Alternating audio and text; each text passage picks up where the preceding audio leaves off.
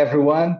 We are now our third session of the OSAF webinar about race ratings. And today we have, again, of course, Phil Smith, former British Horse Racing Authority head of Handicappers. And also we'll have a special guest today, which is Sergio Hintz from Uruguayan Pattern Committee. So let's start. So Ricardo, obviously we're dealing with the Prix de l'Arc de Triomphe. It's one of the, it's either the biggest race in the world or it's very close to being the biggest race in the world. And we have an international system that you put figures on, that I put figures on, that all of the other international handicappers do as well. But our first job, I guess, whenever we look at any race, is to decide which horse we're going to use as the guide to the level of the race. And you and I in this race both chose the same horse as our guide. We both chose Los Angeles, who finished third, and everybody who's watching will be able to see that Los Angeles has a rating of 120. His last performance was 120. His two previous performances were close to 120. So they were our, they were what we were thinking about when we decided to use him. However, quite a few people used Sosi as the guide. And when I've looked at what other people do, I'm now in two minds about whether I should use Sosi or Los Angeles as the guide. So I think talk about your reasons, Ricardo, and then we'll perhaps decide on a situation. Well, Phil, my view was, in fact, at that weekend in the Arc, most of the horses coming from behind, they didn't have any success. Only, I think, a few horses, like one or two. And the track bias was very good to the horses going in front, and was the case of Los Angeles. So he had all the opportunity to make his best run of his life. So that's why I picked the 120 when he won the Irish Derby as the level I used as a guide.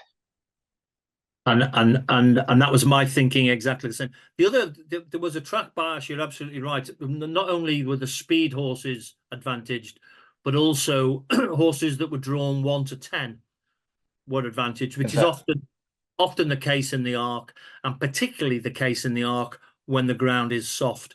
So it was a very satisfactory race because I thought it was an exciting race. It was a good race. I'm happy with the winner.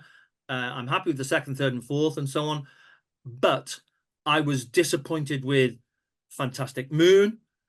Who disappointed me a little bit. I thought the Fantastic Moon would be up there, but the draw and the ground definitely affected the result.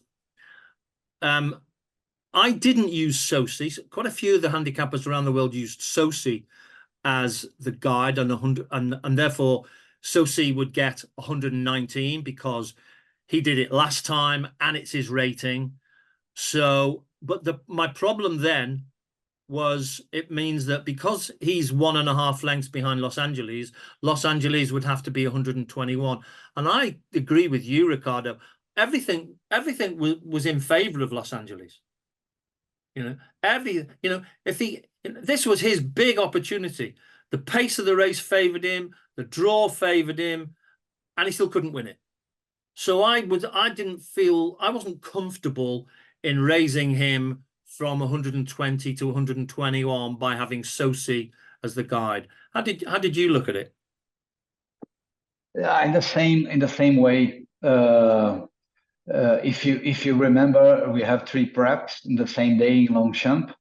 The trial, the Vermeil for the fillies and mares. Then we have the Foix and the Niel for 3 and for 4 and up. And that day the fillies race was 3 seconds faster. And that day, Blue Stocking was first and Adventure was second. And we had a pacemaker of Adventure that day. But 3 seconds is too much for the same day. And incredible. They just confirmed this. This first and second of that race was in front of the others, including Sosi and other good horses. I think the form of the females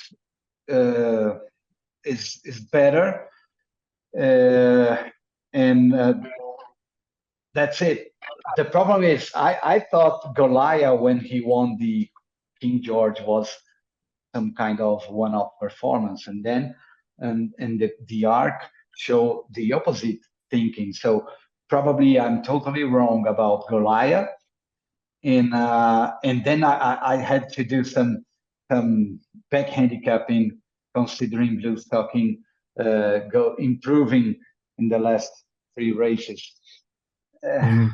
Not easy, but I think the level is like this. Yeah. The other thing as well, which you may not know about, but the trainer of Blue Stocking, Rafe Beckett, his horses in England at the moment are absolutely flying. You know, almost everything he runs is a winner. You know, his stable is in fantastic form. For example, yesterday at only quite a minor meeting, he saddled the first 3 winners of the first 3 races. You know, so his horses are absolutely at their best at the moment. So I was comfortable, and I wasn't massively surprised that Blue Stocking won, although I have to say I thought something else would win. And I think the other thing, I think it's a good thing when the fillies can beat the boys, you know. And it's quite funny. A few years ago, the fillies were winning the Arc on a regular basis, and everybody suddenly said, well, we've got to stop giving them the £3 sex allowance. You know, they don't need the £3 sex allowance. Since then, the boys have won race after race after race after race. So I think it's a good thing that every now and then you do get a filly who takes advantage of the £3 sex allowance and can win the race. So I think it's a good thing. Yeah, I was comfortable with Los Angeles. A lot of people went with Sosi, okay, which means that I guess if you go with Sosi on 119, you then get Los Angeles up to 121, and I can see why people would do that, but I didn't, and you didn't. Well, we have to consider that Blue Stocking and Adventure, they have £3 allowance, so it was a good quality race. Of course, last year Ace Impact he won, showing that kind of turn of foot. This was not the same. The track was not too good, and it wasn't some, you know, when your horse capture like, oh, this is a star burning. I think it wasn't the case, but it was a good race, and I think everybody's almost in the same level with Blue Stocking. Yeah, well, everybody's all of the Wales handicappers are all within 1 of each other, so you know that was really good. The other thing that I thought was an interesting one, Ricardo, was that the first 3 horses, Blue Stocking, Aventure, and Los Angeles, their previous run was over 2,400 meters. Right? They all already had experience of going 2,400 meters, and every year when the Arc is about to be run, everyone says, well, this horse he's been going at 2,000 meters, but everybody believes he's going to be much better at 2,400 meters. What was good about these 3 horses, they already had the runs on the board at 2,400 meters. Everybody knew they were thorough stayers, and they were going to get 2,400. There was quite a few horses who'd been running over 2,000 meters who didn't actually get home. Yeah. So let's go to the California Crown Stakes. Well, of course, good... I put this in because of the South American influence on the race. Yeah, it was a very good race for us from South America, because as we I think we discussed in the second session of this webinar, we from South America, we need some marks that we can establish, like the level we can reach abroad, and that was the case. A South American horse, Subsanador, who was approved in Hong Kong as 15, and because of his races in Argentina, and then in a grade 1 in California, United States, he achieved the same level. So for us, it's a proof that what we do here, it's serious, and we are not trying to go up with our horses. Yeah. So I used Newgate as the guide in this race. So his rating's 115, and he did 115 2 runs ago, as people can see from the past performance figures. So that was really handy having him. But what it does mean, of course, is I called the short head between Newgate and National Treasure nothing. So I have Newgate performing to 115, and I had National Treasure performing to 115. And I was a little bit uncomfortable with that until I looked at National Treasure's last run, when he only performed to 106. I think National Treasure is better than this, but his last 2 runs, he's not performed to the level he normally can do. And I think this is a question that people all over the world are often asking handicappers. You know, what's the difference between a performance figure and a rating? And the performance figure is what the horse achieves in a particular race, and a rating is the summary of those performance figures. So National Treasure is 121. He's been published for the last few months in the world rankings, the monthly world ranking. He's been published at 121. Right, so all the world handicappers are happy with that. So what's happened in this race? He's underperformed for whatever reason, right? And then you've got Subsanador. If we call the short head nothing between Newgate and National Treasure, I think we have to call the head 1 between Subsanador and National Treasure, which brings Subsanador out on 116. And you know, he was agreed last December on 115 for his runs in Argentina. He's been a little bit below that since he's gone to the USA, but now he's come back 116, almost the same as he was doing last year in South America. And that's really good, I think, for us, because it's very difficult to decide, is the level in South America the same level as in the USA? Is the level in USA the same level as in Europe? Is it the same level as in Australia? And so when you have a horse like Subsanador, who comes out, and we know he was 115 in South America, we're all happy with that. And here he's performing to 116. It's pretty close to what we knew he could do in South America. And it just means that we're happy and content with the level in South America, because a number of people said to me last year, this horse Subsanador, how can he possibly be 115? Well, I think he's proven that he was 115 because he's done 116 here.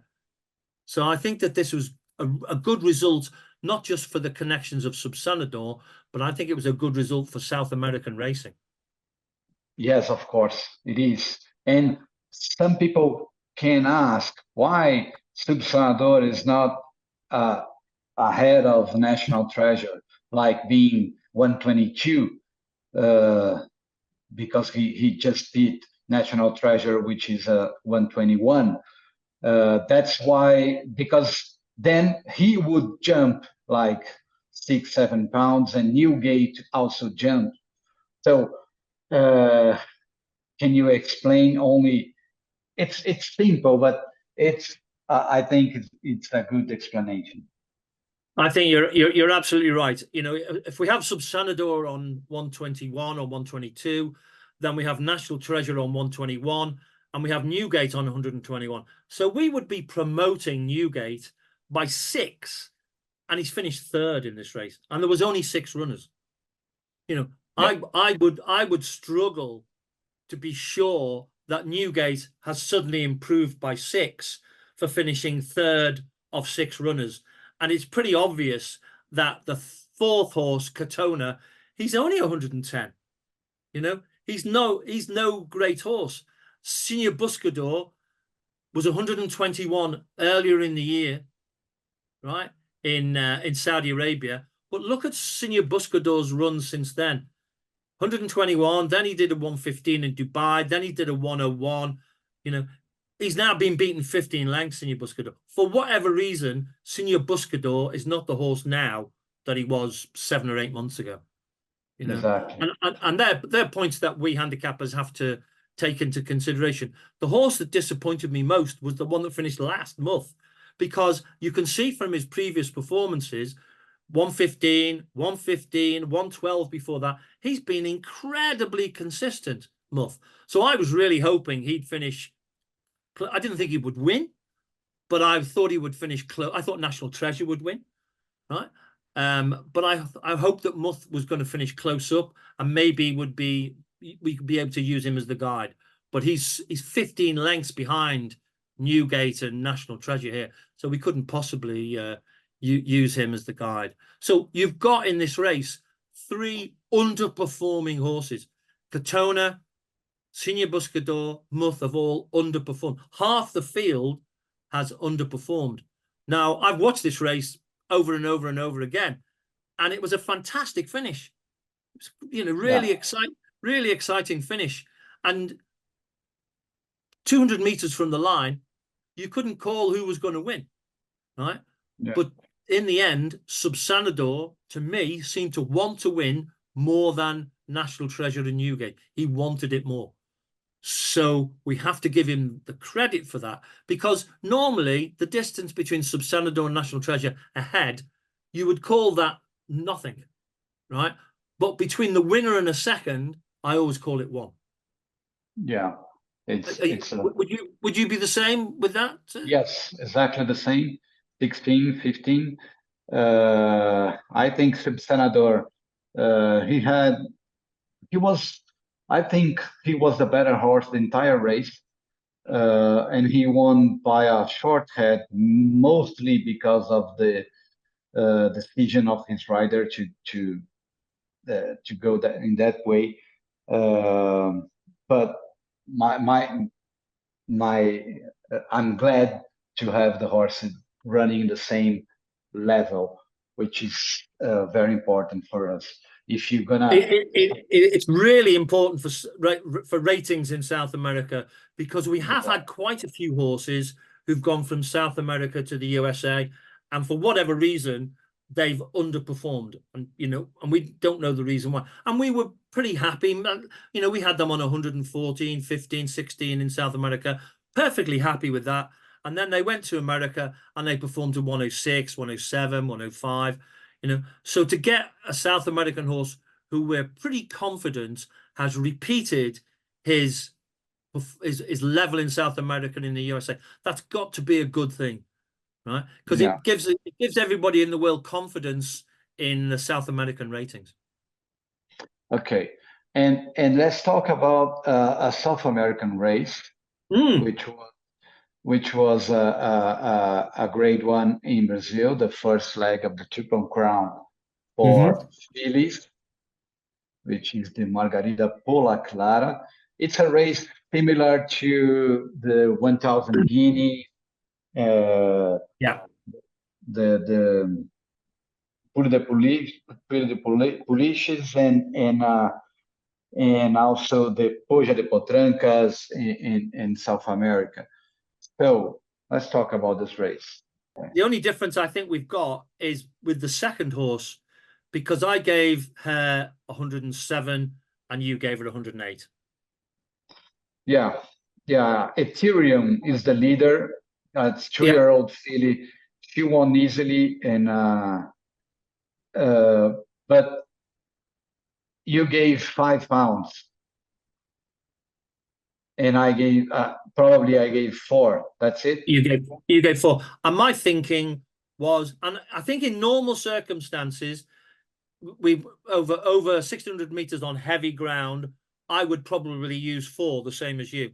However, when I watched the race, I thought Ethereum won pretty comfortably, so I added an extra 1 on for ease of victory. Yeah, she is the best 3-year-old we have. She was the champion 2-year-old, and as a 3-year-old, she won easily this race. Now she's resting, I think, because she didn't run in those grade 1s in São Paulo.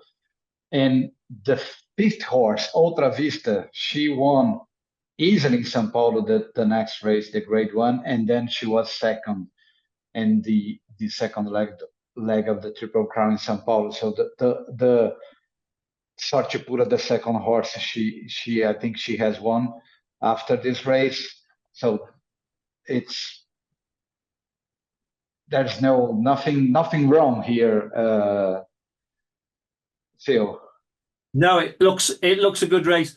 Outra Vista, I think we've got her performing to around 96 in this race, but when she wins next time, you had her performing to 108. So the form looks pretty solid, doesn't it?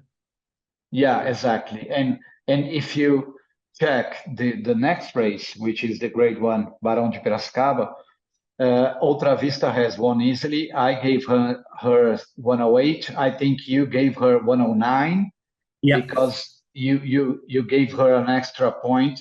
She won easily by 2.5. I gave 5 for the win, and you gave 6. And it's different.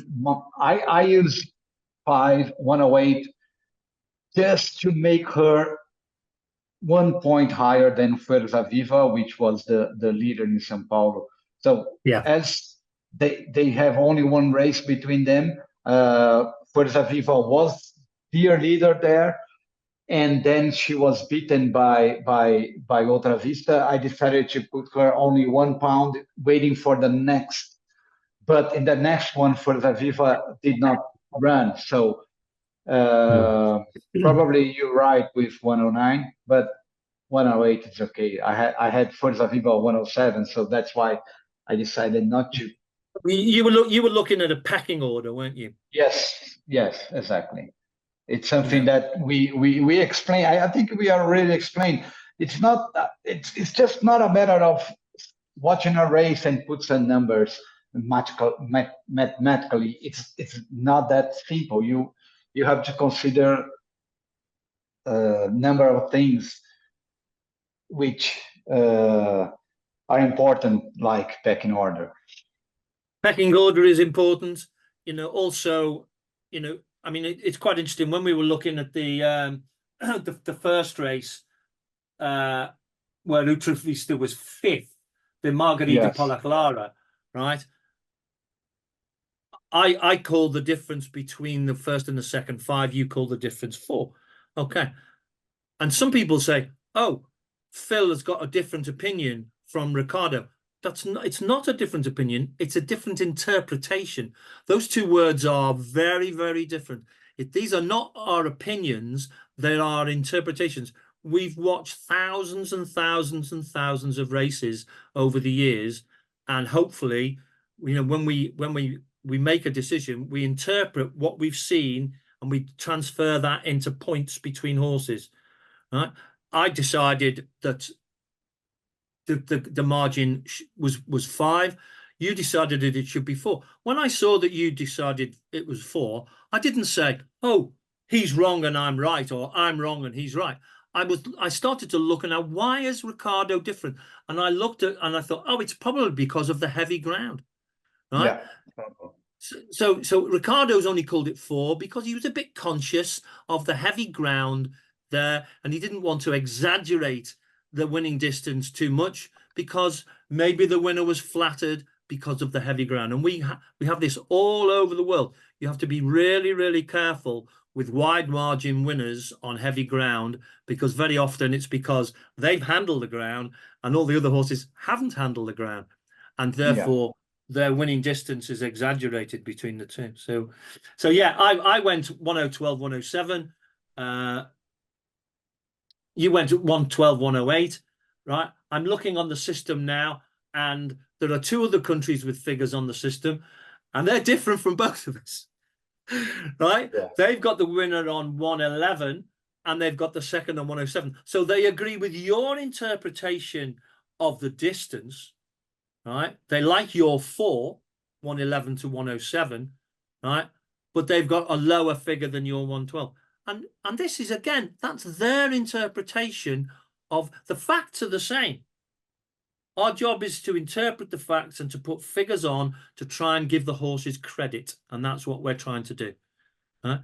But we're not always going to get exactly the same interpretation. Exactly. Well, Phil, we have today a special guest. So his name is Sergio Hintz. He's part of the Uruguayan Pattern Committee.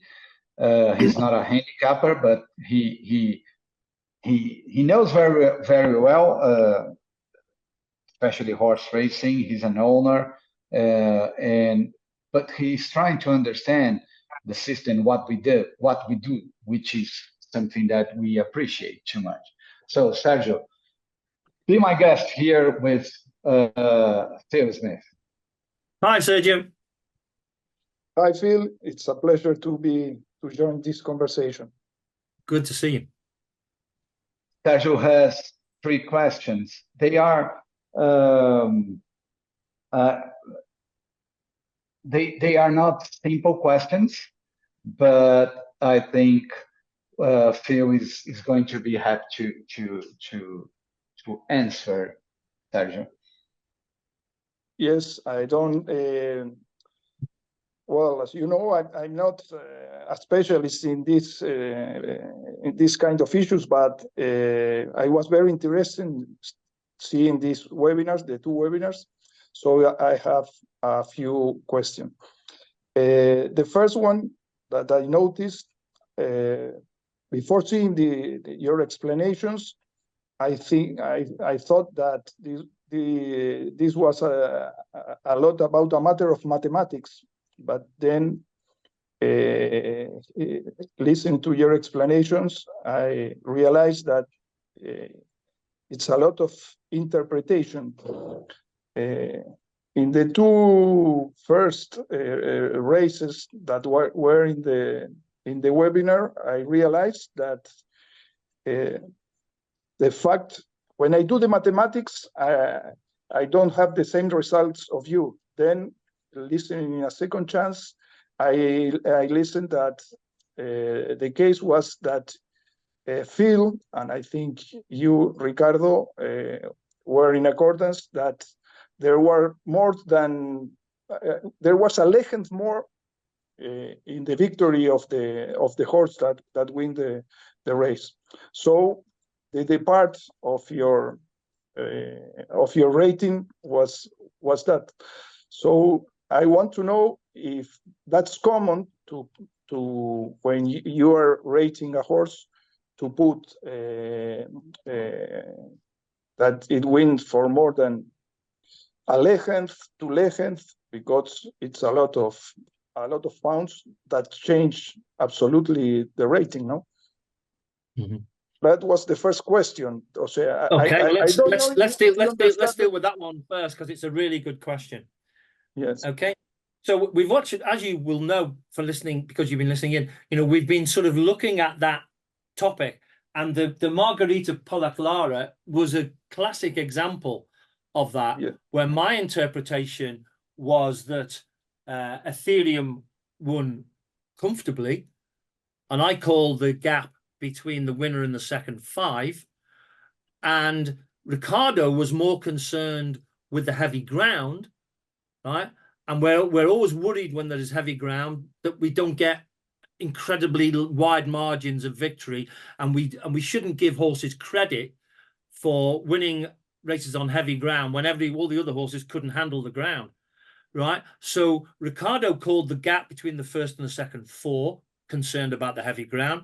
I called the gap between the first and second 5 because I was quite impressed with the winner.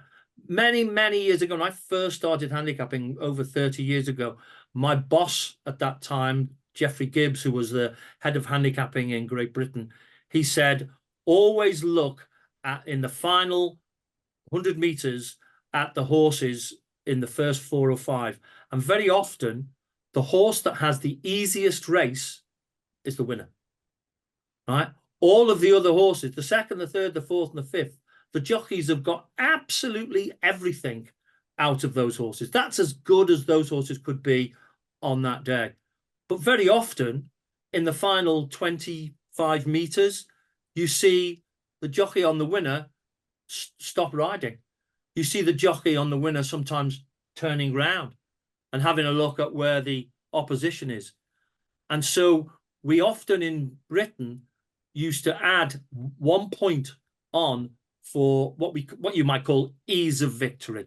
Now, when it's a head or a short head or a neck, you can't add anything onto that because the horse has won and the jockey's got to the bottom of the horse, right? But when he wins by 2 lengths or 2.5 or 3 lengths, then certainly in Europe, the handicappers will often add an extra 1 on. And here you've got a situation where Ricardo, he was happy with the 2 lengths because he was concerned about the heavy ground, and that he is not wrong to do that. He's absolutely right. That's his interpretation.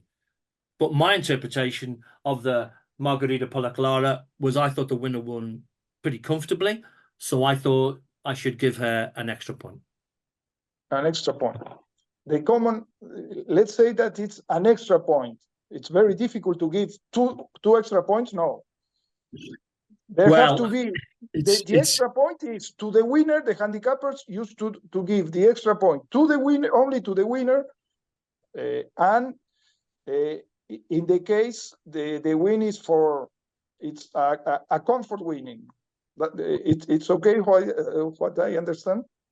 Well, here's an interesting point because that's a very, very good question. Many, many years ago, I was the handicapper of a race, right? And one horse looked as if it was sure to win, and the jockey was turning round, he was turning round, he was turning round, and this other horse came from the opposite side to what he was looking this way, and the horse that would have been second came on his left-hand side, right? And the horse that was coming from behind, he got up and won, right? And it was only because the jockey lost concentration. Right. So okay. What did I do? Right. My interpretation was that the horse that finished second should have won the race. So I gave him 1 extra pound than the winner. Being second. Okay. Yeah. There and so the connections of the horse. Sorry? Yes. It's an exception. But there could be exceptions. Yes. It's an exception. Yeah. So the poor old jockey got suspended by the stewards because he didn't ride the horse properly and he didn't win the race. And his horse got an extra 1 from me because that was my interpretation. Good. So it's all about, the most important thing. We have the results in front of us. We can all do the maths. We've been doing the races for years and years and years. But the most important thing is to watch the race and interpret the result. That's the most important thing. You get some horses, we've just been discussing the arc and discussing the fact that the first 3 horses 400 meters out finished first, second, and third. Where were the others? Why did they allow these 3 horses who everybody knew were thorough stayers, right? Why did they allow them to get ahead, right? And everybody knew they'd stay ahead once they got ahead because they were going to stay the distance, right? So jockeys' tactics are important. The ground is important. The distance is important. and what we try and do is we take all of these things into consideration.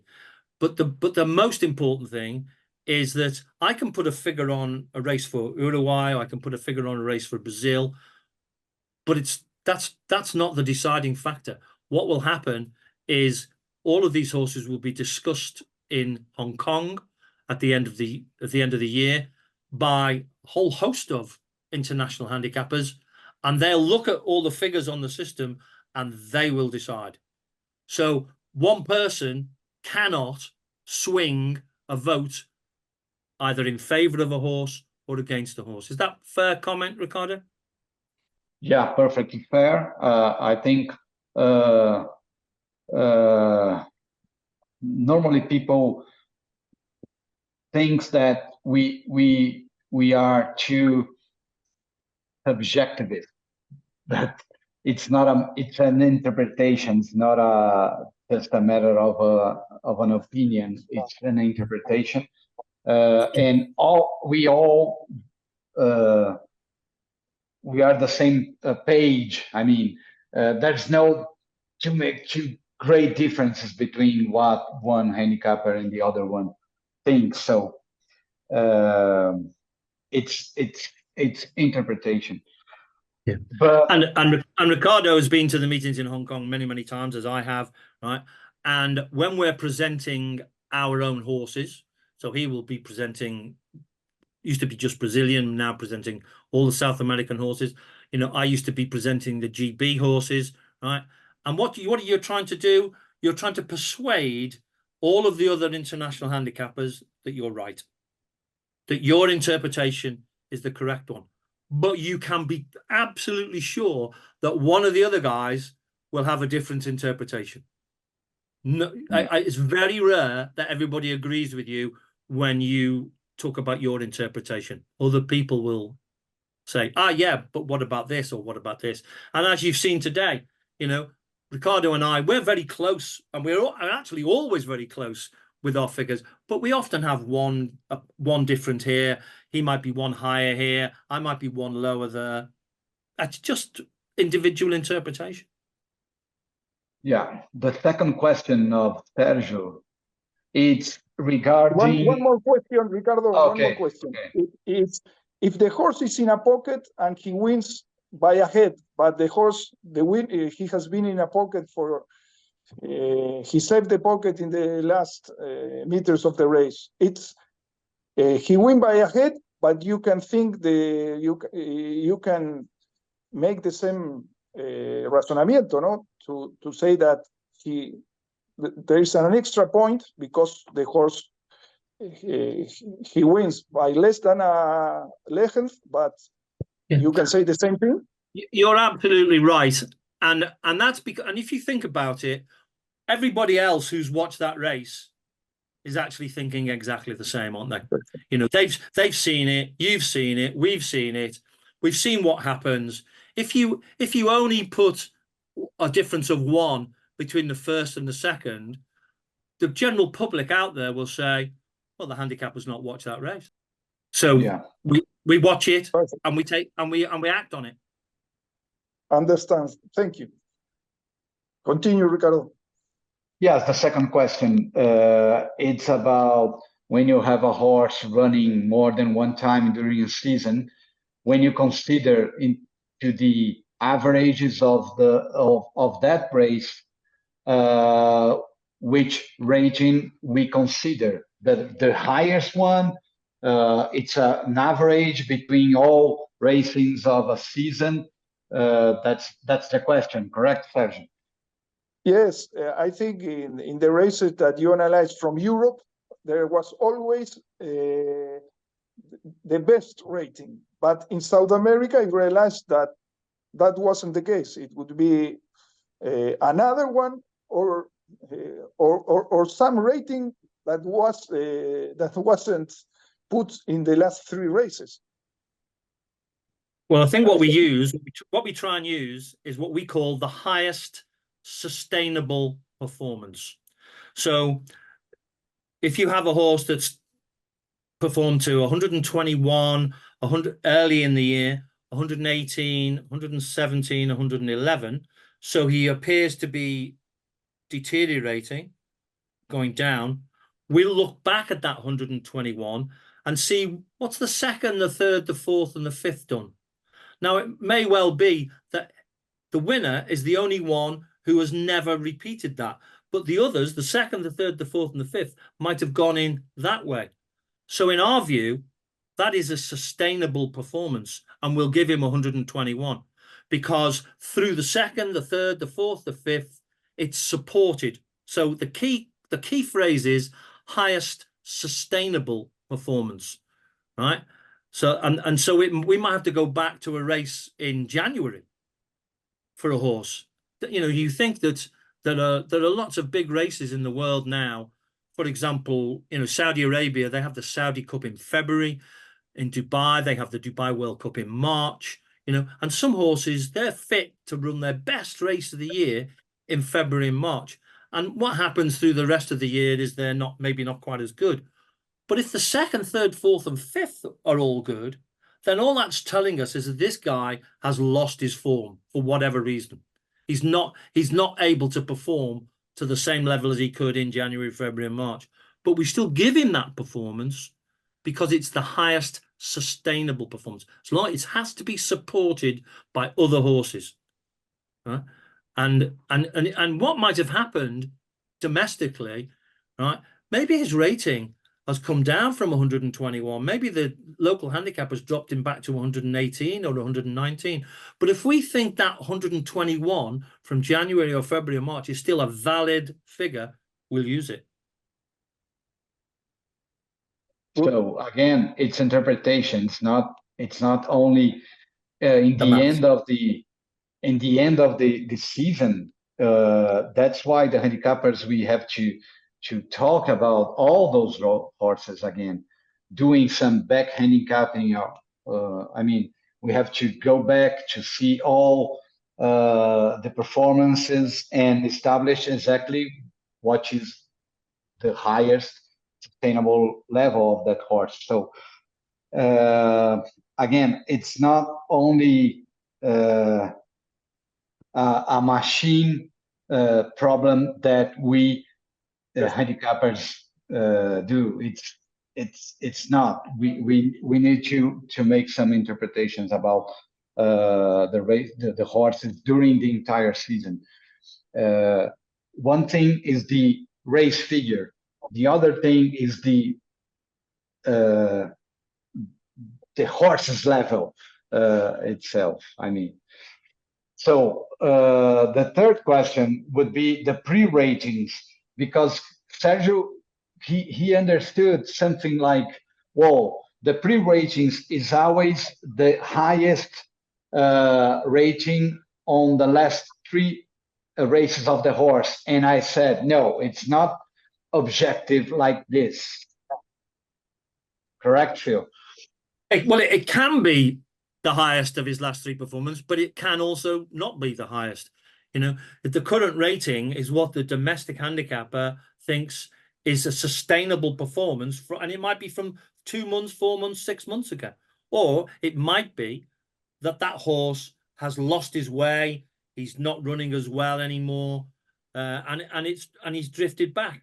So we will look at all of these things before we decide whether to change his rating. But in terms of the race rating, for example, if you have a Group 1 in Uruguay, right, then the figure that horse is given for your race is its highest sustainable performance, right? Which may or may not be his current rating. It may or may not be. But that's why they have handicappers meetings, which I attend in Rio in June, and we discuss all of these. And you know, Ricardo and the guys in South America will often say, well, this horse seemed to do 114 back in January, right? But since then, he's struggled we don't know why he struggled, but he's struggled. However, the third, the fourth, the fifth, the sixth, I still think that 114 is a valid figure. And as soon as Ricardo would say that, I'd say, I agree. You know? Yeah, it's not the rating that the horse achieves in the end of the season. No. you know, you have to consider all the races. And even if the horse is decreasing, is deteriorating, etc., if he has a good performance, like Phil said, in the beginning of the season, that merit is given to that horse. Okay. What else, Sergio? No, that was the questions. I'll give you one. I'll give you another good example. Right, my wife's favorite horse in the world, Yeah, is a horse called Senior Buscador. Okay, so Senior Buscador is trained by Todd Fletcher in America, right? And this horse was fantastic in the Saudi Cup, and my wife was so happy, right, that the horse won the Saudi Cup, and he was given a figure of 121. Right? Since then, my performance figures for Senior Buscador have been 115, 101, and 91. Now, I don't know what's happened to Senior Buscador, right? All I know is I've got a wife in tears because her favorite horse is not performing.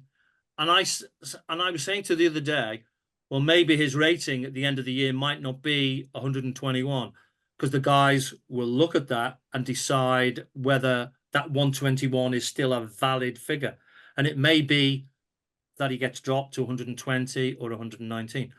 But what will happen in Hong Kong is that the international handicappers will look at Senior Buscador and they look back at his run in Saudi Arabia and they'll decide whether they think that form was too high. Maybe he was given 121, and looking at the overall form now, he maybe doesn't deserve that.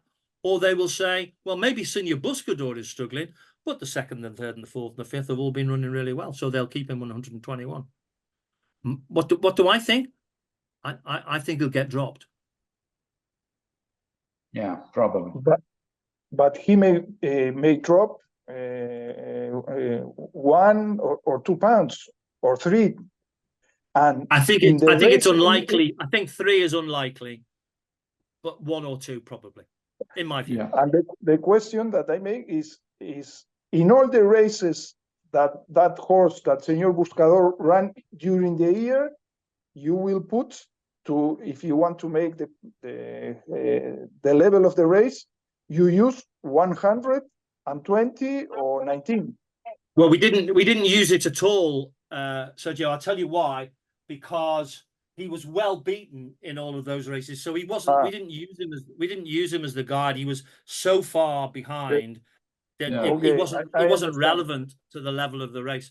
But you're right. Let's say he'd finished second in one of the other races, then we would have to say, well, hang on a minute. You know, we used his 121 from Saudi Arabia when he ran in that race. Maybe we now don't think he did 121 in Saudi Arabia.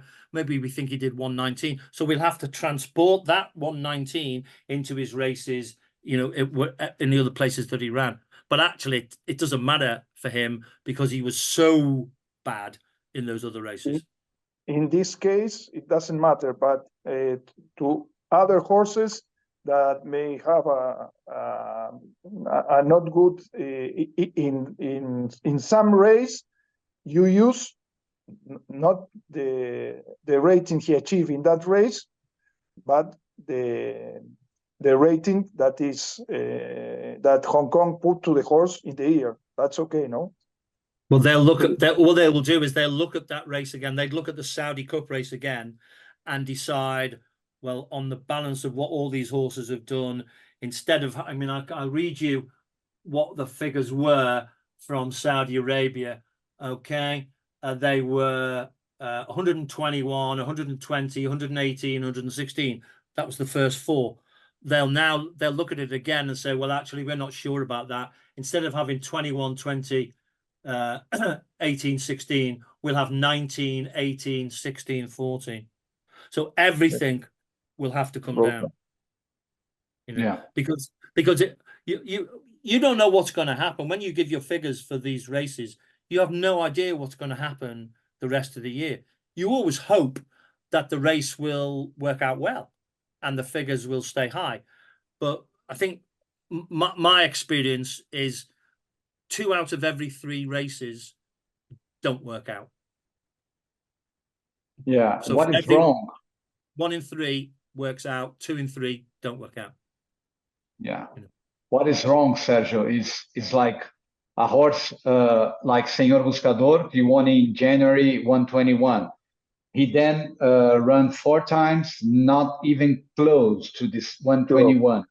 Then in the 5th race, he won very good. He was like second. And then the handicapper decided to use 121 as a pre-rating for that 5th race. So it's possible that he run again at the same level he ran back in January. But normally, after 4 runs, normally that number is not to be the best guy of the race. Probably gonna find some other horse that you can use as a guide, unless this one that going back. It's interesting. I mean, Senor Buscador is a really interesting horse, because in the race that we were looking at earlier, the California Crown race in Santa Anita, where the winner was Subsanador, right? And we were talking about Subsanador being 116 and Senor Buscador earlier in the year was 121. Well, in that race, Subsanador beat Senor Buscador by 15 lengths. Yeah, it's now that doesn't suddenly mean that that Subsanador is 138.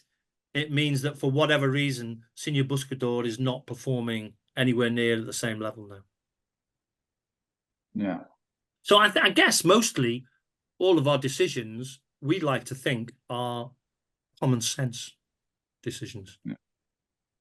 Yes, I realize. Okay, Sergio? Yes, satisfied? Okay, fine. Yes, satisfied. Great to see you on our webinar. And when we have our next one, if a couple of things have cropped up, come on and ask us, and we'll do our best to try and answer. Yeah, I know. It was my pleasure. Thank you very much. Good. Anyway, great to see you again. I'm going to see another time this webinar. okay. I'm sure I will enjoy it as the other. Thank you very much. Thank you very much. Okay, Phil. So we've covered a fair few topics there, Ricardo. I think only three races, which I think were really interesting races. You know, big races around the world. One race which is obviously a Brazilian race. One race which Subsanador won, where it has a big South American interest in the race, and I think it was right that we looked at the Prix de l'Arc de Triomphe, because most years it's either the best race in the world or the second best race or the third best race in the world. So yeah, there we are. So but it may be different this year. Maybe the Breeders' Cup Classic is going to be the best race in the world this year. Maybe. Yeah, City of Troy going to run, and we have the Japan Cup, maybe with August Rodin, Golaya, Absolutely. and some good horses. So absolutely. So we'll see. Absolutely. Okay, Phil. Okay, great to see you, and we'll probably see you soon. Take care now. I see you soon, Phil. Bye-bye, everyone.